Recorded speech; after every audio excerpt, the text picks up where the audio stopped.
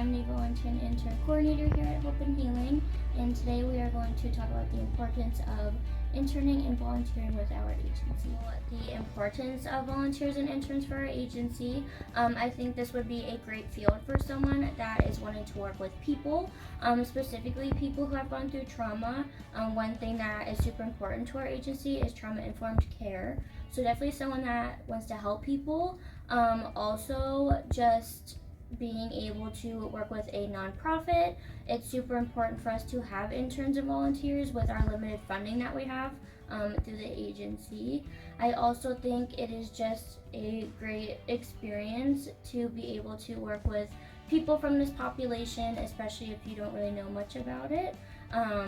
And really just helping get really any task done, knowing that you're interning and volunteering here and that you will be helping people.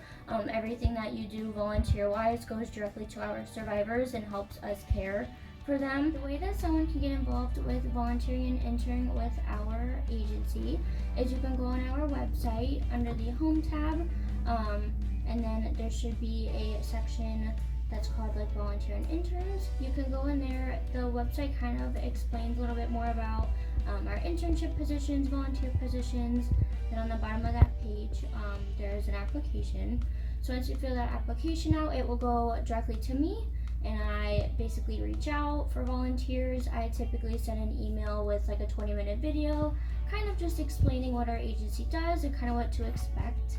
And then with interns, we typically will schedule an interview that would pretty much be over Microsoft Teams and is pretty much on the intern schedule.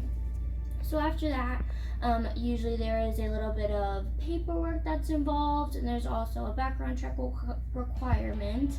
And then I will also send the 40-hour training link, which is about 40 hours of training that basically explain kind of what our agency does, the services that we provide, and then other things that are important for volunteers and interns as well as staff to know. After that, the volunteers are kind of placed with whatever program they are volunteering for. And then if you are doing like a volunteer group, typically the process is a little bit easier.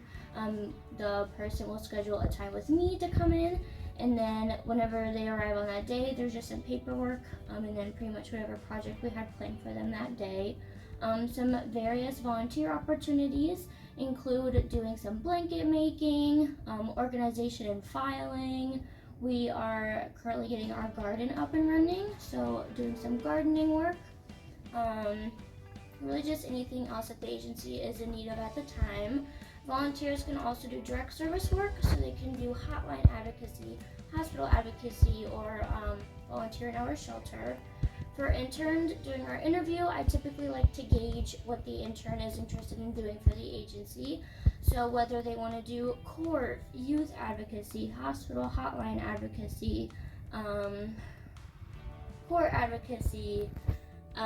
We also have marketing and HR internships right now as well. So typically I will reach out to them, pretty much just see what they're interested in doing. And then after that, if we're able to offer them an internship, I will send them directly to that task supervisor.